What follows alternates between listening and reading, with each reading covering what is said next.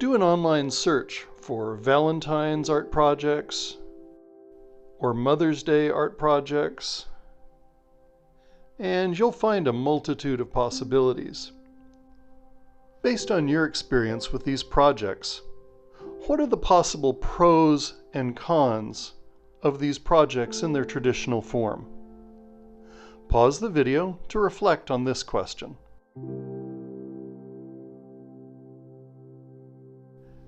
These projects are traditional and often beloved.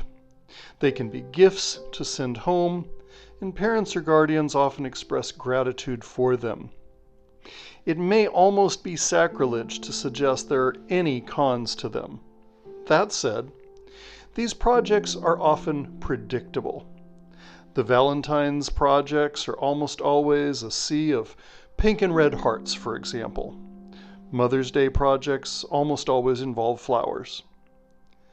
Also, the projects are typically direction-following projects, not solving creative problems. And the final products are often homogeneous. Are they really strengthening creative thinking? Neatness and care in construction are the usual assessment criteria, not original thought or communicating personal stories or meaning.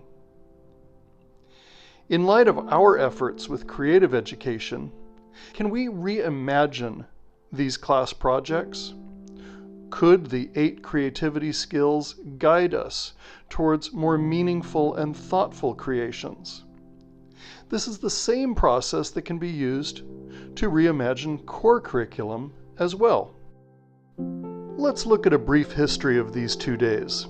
Valentine's Day is named for possibly 2 different 3rd century saints, Valentino or Valentinus, who may have in fact been the same person.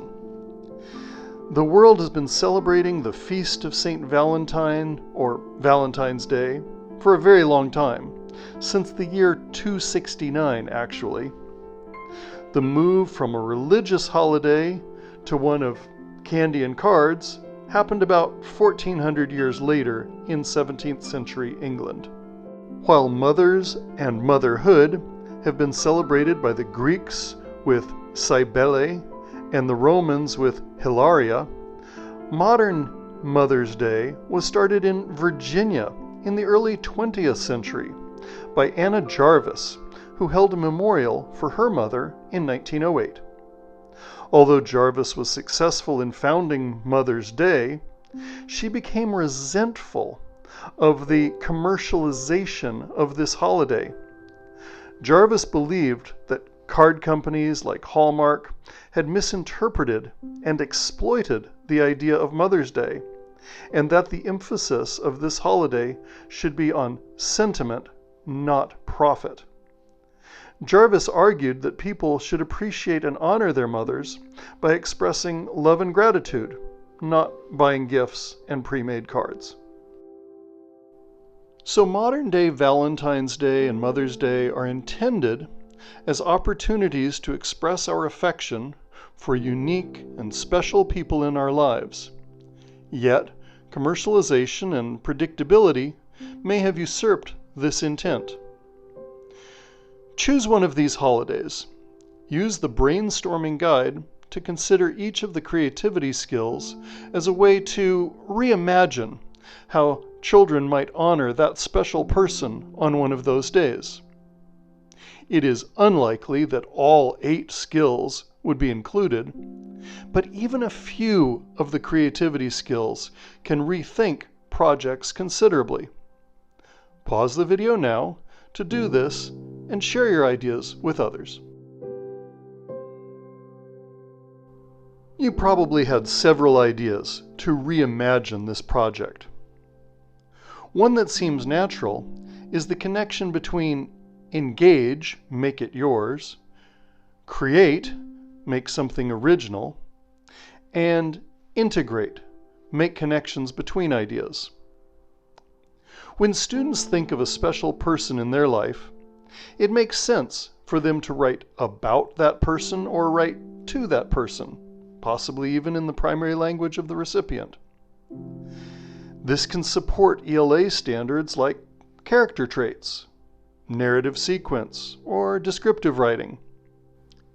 Now that they've written about or to this unique person in their life, they can envision various ways to illustrate this person or an event they shared with that person.